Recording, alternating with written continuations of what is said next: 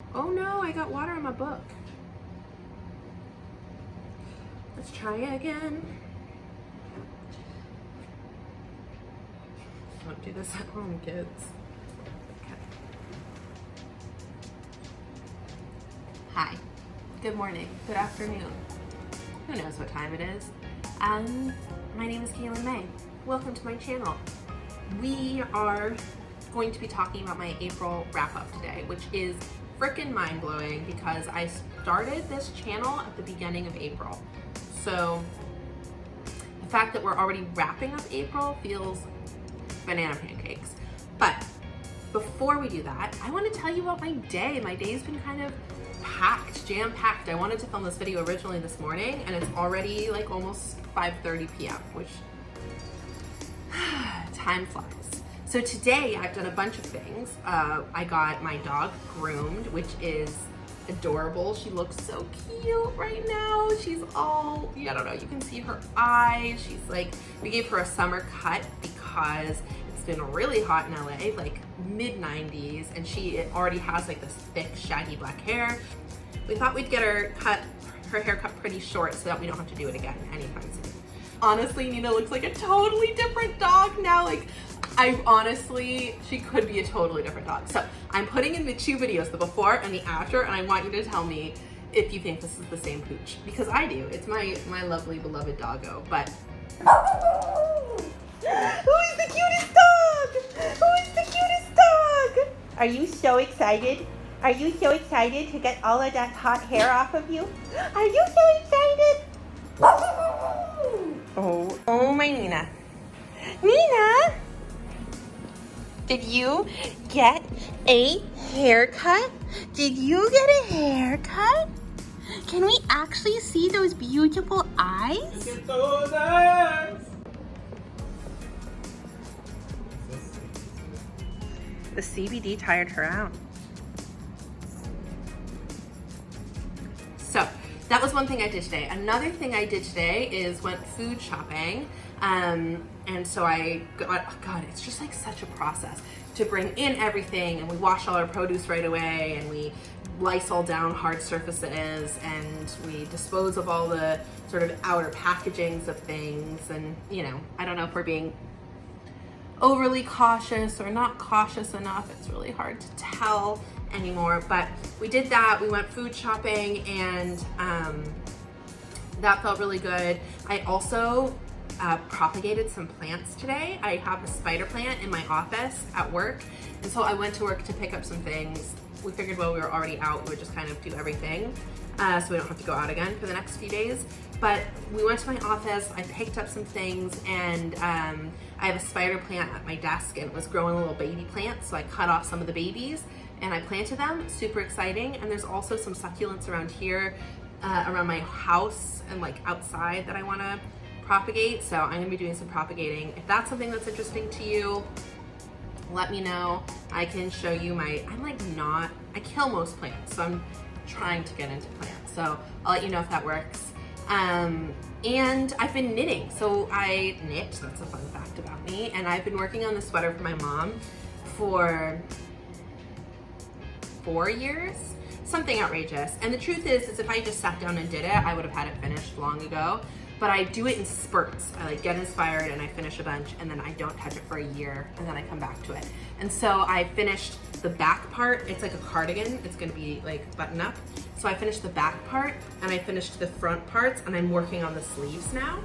And then I have just like the ribbing and the constructing of it to go. So I would say I'm probably gonna finish it this time, which is great.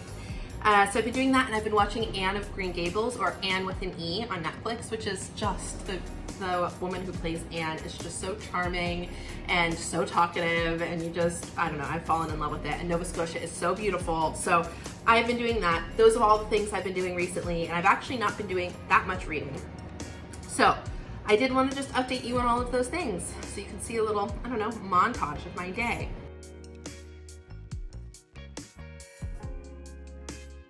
So I read 11 books in April. Well, 10 and a half, and I'm gonna count it as 11 because I do think I'm filming this on Monday, which is the 27th, and I do think that I am going to be able to finish the last book I'm reading this month within the month of April. So I'm including it, and I'll give a fuller sort of breakdown of it later. But I do want to say I don't usually read 11 books in a month. I would say I almost never read 11 books in a month. I am too damn busy. I'm a very fast reader, so when given the opportunity, I can crush it. But this is an atypical month for me. This is an atypical month. The reason I've been reading so much is because I've been staying at home and my work has been significantly reduced. Yeah, so I've had plenty of time on my hands. So I do want to say, take this with a grain of salt. I do also want to say some of these books I've already reviewed throughout the month, and if that's the case, I'll point you to where I already reviewed them, which video, and I probably won't do an in-depth review again, just because why rehash? Also, I only have 4 of the books actually here because I gave a bunch away. So if you haven't seen my last video, it's a book unhaul. And so basically what I did is I took a bunch of books that I had just finished and I shipped them off to my friends and family. So I'm going to tell you about these in chronological order of how I read them. The first book I read in April was The Time in Between, and I gave this book a 4 out of 5, and I actually already talked quite extensively about it in one of my very first videos, which was my quarantine bookstack. And actually, if you go back to that video, all of the books I've read this month have come from that. Go check that out, and it's linked, and you can hear a little more about why I liked that book so much. The second book I read this month was How to Kill a City by Peter Moskowitz. And this is, its subline is Gentrification, Inequality, and the Fight for the Neighborhood. I gave this book a 5 out of 5. This blew my mind. So I write in, especially my nonfiction books, and I don't know if you can tell, my highlighter was kind of dying, but I highlighted quite extensively throughout this book. Not only that, but I then went through its bibliography and I nerded out, and I went and put a bunch of books that he had referenced in sort of a TBR. Yeah, there was a little bit of information about urban planning in here, a lot of information about just oppressive systems that have come through, especially the real estate market and housing policy. So this was a really good read. I would highly recommend this book, especially if you live in any city, basically. It also, what I liked about it is it went through the lens of 4 cities. It went through Detroit, New Orleans, San Francisco, and New York, and each of those cities were in different stages of gentrification and had gentrified for different reasons.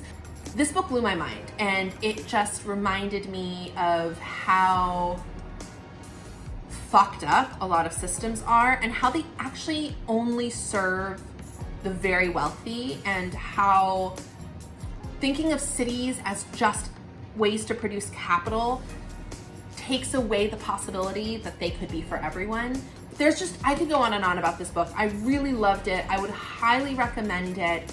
It's funny, I had all those climate change books. This book, I almost want like a pressing issues book club or book list, or like Reading for Revolution series. Did I just come up with something? Reading for Revolution? Maybe this has been the first entry into Reading for Revolution. We're doing it. Okay, 5 out of 5. That was my first 5-star read of the month.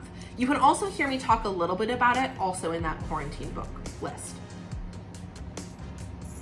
Tea is necessary for this. The next book I read was Major Pettigrew's Last Stand. I needed sort of a lighter subject matter after this nonfiction book, and I gave it a 4 out of 5. It is a book that's written sort of in the style of some of the classics, especially like I think of it as like a great British text. It reminds me in some ways of Jane Austen in how it's written. There were moments that reminded me a lot of both Pride and Prejudice and even like Romeo and Juliet. It's this idea of star-crossed lovers, except for they meet later in life after their partners had died, basically. So they were a widow and a widower. And one of them, Major Pettigrew, is like a very proper British man who I think has a more conservative, old school view of the world by the way he was raised. And his friend and love interest is Pakistani, and she I think broadens his worldview quite a bit, and he actually he gets to see what she might be up against in terms of living in a small British town, in terms of, you know, he has some complicated family dynamics, she has some complicated family dynamics. So it was very sweet. It was a slow burn.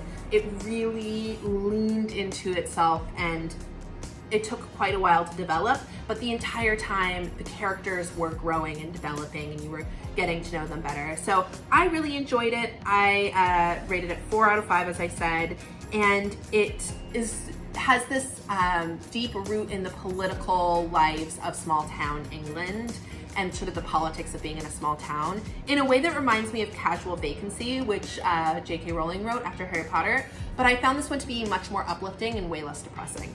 I loved it because sort of passion and propriety battle it out for the whole time, and it has a pretty magnificent end where I'm not going to spoil anything, but you really see sort of this letting loose that you are hoping for.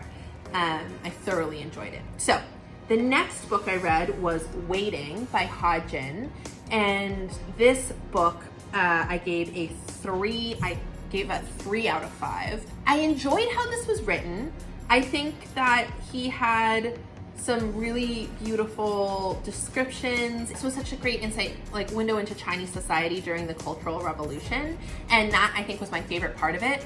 Also, he just describes like the sights and the sounds, the food. It's just very detailed. You get these tiny details, what people are wearing, what they're cooking, what they're eating, what books they're reading, and those details I loved. I don't want to say hated. I disliked the main character quite a bit. And I just think he's selfish. I think that he makes decisions that hurt everybody around him. I felt like I spent the whole book waiting. And I think that's the point. I think you're not supposed to like him. I think you're supposed to be really frustrated. I found the end extremely frustrating, and I was angry. Like when I finished this book, I was angry at it.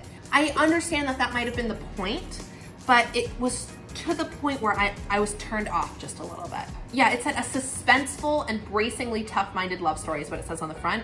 I agree, it's tough-minded. I don't know that it's a love story. I don't know that the main character ever actually knows love, but I also didn't find it suspenseful. I found it infuriating. So, you know, I would say there were parts of it that I loved, there were parts of it I very much did not. The next book I read is Underground Railroad. And this book this is by Colson, Whitehead. And it was so stressful to read. It follows the journey of one slave as she escapes on the Underground Railroad towards freedom. And Colson Whitehead reimagines the Underground Railroad to be a physical railroad. I talked about this a little bit actually in the last video that I made. I was so stressed reading this book. I read it almost in one sitting because I just had to figure out what happened. And it was devastating and horrific in the ways you would imagine a book in that time being, especially one centering on slavery and the experience of slavery so deeply. But I do think that it's important, especially because I think we like to ignore those darker parts of our history, ignore the darker parts of or the darker parts of our current affairs. And I think that fiction can sometimes be a way to convince you to come out and look at something in its face, even if you don't particularly want to. Colson Whitehead's writing is beautiful. I really, it had an energy to it. I could flow through it quite quickly. I think the one thing that I wished was that he had leaned into his idea, which I thought was a very creative idea, of the Underground Railroad being a physical railroad. I wanted to hear more about that. Like, I wanted to hear about the history of that. How was that created? I wanted to see more of the stations or hear more of the infrastructure, or like have a perspective maybe of someone on the inside, so you understand the like depth of it and the breadth of it. As it was, that was almost one of the least developed parts of the story. You got way more about the main character's life and experiences. So yeah, I liked it a lot. It wasn't an easy read, but it was an important one. Yeah, and Colson Whitehead's writing is masterful. So 4 out of 5. So the next 4 books I read during the stay home reading rush, and I'll just tell you what they were and what I rated them. And if you want to hear more about that, there's a video entitled 4 Books in 3 Days, and I'll link that. You can find all of the deeper reviews if any of them call to you. The first book I read on the Stay Home Reading Rush was Squeezed. I gave it a 3.5 out of 5. Then I read Everyday Enchantments. I gave it a 3 out of 5. And I read The Man Who Mistook His Wife for a Hat. I gave that a 3.5 out of 5. And then I read The Gifts of Imperfection, and I gave that a 5 out of 5. And all 4 of those books can be found in 4 Books in 3 Days, the video linked below or on the side, or however YouTube lets me do it. And so I talk pretty extensively about all 4 of them. Oh, I have this one, Man Who Mistook His Wife for a Hat. Then I read Hotel on the Corner of Bitter and Sweet by Jamie Ford. And this, I think I talk about in my unhaul video a little bit as well, was such a sweet story. I gave it a 4 out of 5, and I think it was just, it really was bittersweet. It was lovely and heartbreaking at the same time. It's a very pure love story. They're basically children when they meet, and they go through some pretty deep hardships, and their life takes them in different directions. And so it travels between 2 periods of time, or it cuts between 2 time periods, the 40s and the 80s. It was a pretty fast-paced read. I got through it pretty quickly. I really enjoyed reading it. I felt very immersed in the time. That was the last full book I read. Then the book that I am currently 350 out of like 500 pages of is Cloud Atlas, and this I'm definitely going to finish in the next couple of days. It's by David Mitchell, and I'm not going to rate it yet. It was a book that was really kind of hard for me to get into at first. It is a series of nesting dolls. So if you read the back, or if you try and figure out from the first chapters or chapter what this book's about, you're not going to have a good time. And that's what I was trying to do at first. And I think it's a book that just slowly reveals itself over time. And now that I have reached the apex and kind of am coming down the other side, I think it's going to go rather quickly, and I just have a much broader understanding of what's happening. But it's a story inside a story inside a story inside a story inside a story with a connector in between. It's a saga. Like it's a trip, man. David Mitchell shows his ability to write in a variety of genres. I would say that it's vaguely science fiction-y, which I actually wasn't expecting. I had no idea what this book was about. And some eras and writing styles that are contained in this book I like better than others. Some stories I was drawn to way more than others. And I think that would be different per person, what you're drawn to. The middlemost section, I had like the apex of the story, I would say. I actually was like the slowest going for me. I was way more interested in some of the bigger nesting doll stories. I will let you know what I think when I'm done. So this is the last book I'll be reading in April. Then I do have a couple books left on that quarantine book stack, and I will be reading some of them in May, and I'll tell you about them when we get there. There's a whole new horizon for May reading. I feel like I've been talking a lot about the same books over the course of this month, and I'm really excited to show you not only some of the new books I'm getting, but some of the new things I'm going to be participating in and doing. So thank you so much for joining me for another video. Thanks for hanging in with me for a whole month. It has been such a pleasure and an honor to get to do this with y'all. It's honestly been so fun. The community that of people that I've been meeting. I mean, we've been Zoom, video chatting and tweeting, and there's this like amazing booktube hype Twitter chat that's just been so fun. It's been really incredible to get to know all of you, and I am just glad I'm doing this. And I hope you again have a lovely day, that you and your family are well, and I will see you on Sunday for another video. And by Sunday it's going to be May, so new month, new situation. But tonight I'm just gonna knit a little bit and read a little Cloud Atlas and watch a little more Anne with an E, and catch you on the flip side. Please subscribe, please like this video, please comment, did you read any of these books? What should I read for May? Do you want to see any knitting content? Do you want to see any plant content? Should I show you how I propagate things? Please tell me. Subscribe, like, find me on Instagram, find me on Twitter. I'm feeling chatty, as always. And I will talk to you soon. Take care, be well. Bye.